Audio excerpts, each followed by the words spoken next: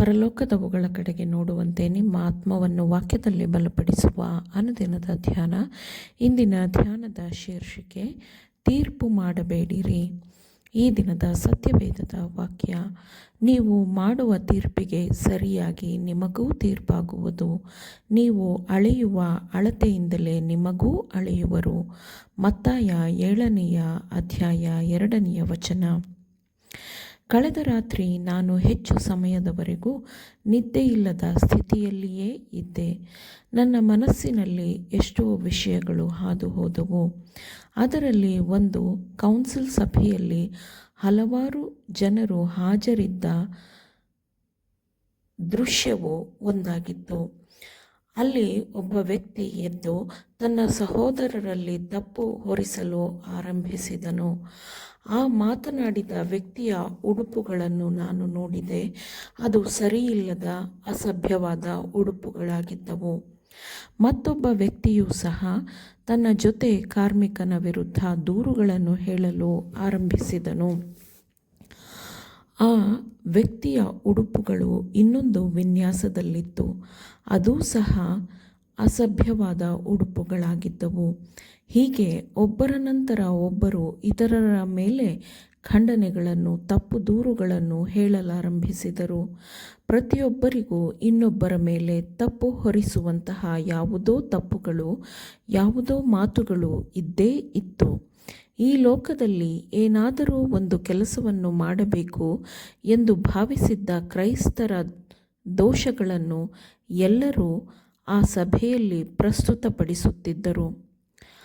ಇಂತಹವರು ಕೆಲವು ವಿಷಯಗಳನ್ನು ನಿರ್ಲಕ್ಷಿಸುತ್ತಿದ್ದಾರೆ, ಇವರು ಮಾಡಬಾರದನ್ನು ಮಾಡುತ್ತಾರೆ.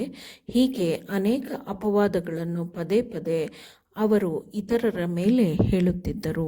ಸಭೆಯಲ್ಲಿ ಸರಿಯಾದ ಕ್ರಮ, ಸಭ್ಯತೆ, ಸೌಜನ್ಯ ಇವಾವುದೂ ಇರಲಿಲ್ಲ. ತಮ್ಮ ಮಾತುಗಳನ್ನು ಇತರರು ಕೇಳಿಸಿಕೊಳ್ಳಬೇಕು ಎಂಬ ಭರದಲ್ಲಿ ಕೆಲವು ದೂರುಗಾರರು ಗುಂಪು ಸೇರಿದರು. ಇತರರು ಮಾತನಾಡುತ್ತಿದ್ದರು. ತಮ್ಮ ಮಾತುಗಳನ್ನು ಎಲ್ಲರೂ ಕೇಳಬೇಕು ಎಂಬ ಗೊಂದಲದ ಪ್ರಯತ್ನದಲ್ಲಿ ಧ್ವನಿಗಳು ಹೆಚ್ಚಾದವು.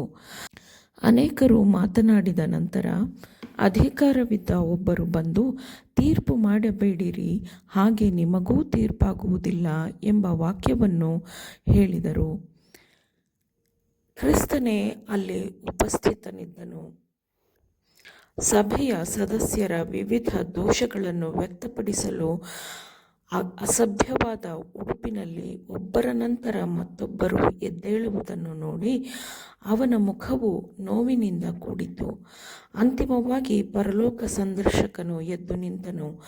ಆಗ ತಮ್ಮ ಜೊತೆ ಸಹೋದರರನ್ನೇ ಟೀಕಿಸಲು ಹಾಜರಿದ್ದವರು ಮನಸ್ಸಿನಲ್ಲಿ ಪರಲೋಕ ಸಂದರ್ಶಕನಿಗೆ ಮಾತನಾಡಲು ಅವಕಾಶ ನೀಡಿದರು. ಟೀಕೆ ಮಾಡುವ ಮನೋಭಾವವಿದ್ದು ಒಬ್ಬರನ್ನೊಬ್ಬರು ತೀರ್ಪು ಮಾಡುವುದು ಇಂದು ಸಭೆಯಲ್ಲಿ ದೌರ್ಬಲ್ಯದ ಮೂಲದ ವಿಷಯವಾಗಿದೆ. ಉಚ್ಚರಿಸಲೇಬಾರದಾಗಿರುವ ಮಾತುಗಳನ್ನು ಆಡಲಾಗುತ್ತದೆ ಎಂದು ಆತನು ಸಭೆಯಲ್ಲಿ ಪ್ರಕಟಿಸಿದನು. ತಮ್ಮ ಬಾಯಿಯ ಮಾತುಗಳಿಂದಲೇ ತಮ್ಮ ಜೊತೆ ಕ್ರೈಸ್ತರ ಮಾರ್ಗಗಳಿಗೆ ಅಡ್ಡ ಹಾಕುವವರಿಗೆ ದೇವರಿಂದ ಚುಕ್ತವಾಗಬೇಕಾಗಿರುವ ಲೆಕ್ಕ ದೇವರಲ್ಲಿ ಇರುತ್ತದೆ. ಸಭೆಯು ಅನೇಕ ಮನಸ್ಸುಗಳನ್ನು ಒಳಗೊಂಡಿರುತ್ತದೆ. ಪ್ರತಿಯೊಂದು ಮನಸ್ಸು ಪ್ರತ್ಯೇಕವಾದ ವ್ಯಕ್ತಿತ್ವವನ್ನು ಹೊಂದಿರುತ್ತದೆ.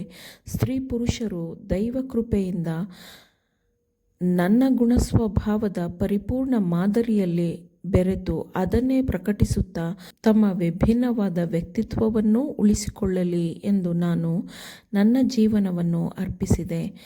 ಟೀಕೆ, ದೋಷದ ಅಪವಾದ ಮತ್ತು ತಪ್ಪು ಕಂಡುಹಿಡಿಯುವಿಕೆ ಮತ್ತು ತಪ್ಪು ಖಂಡನೆಯ ಮಾತುಗಳ ಮೂಲಕ ಬೇರೆ ಯಾವ ಮಾನವ ಮನಸ್ಸಿನ ವೈಯಕ್ತಿಕವಾದ ವ್ಯಕ್ತಿತ್ವವನ್ನು ನಾಶ ಮಾಡುವ ಅಥವಾ ಅದಕ್ಕೆ ಧಕ್ಕೆ ಮಾಡುವ ಹಕ್ಕು ಯಾರಿಗೂ ಇಲ್ಲ ಎಂದು ಪರಲೋಕ ಸಂದರ್ಶಕನು ಆ ಸಭೆಯಲ್ಲಿ ಪ್ರಕಟಪಡಿಸಿದನು.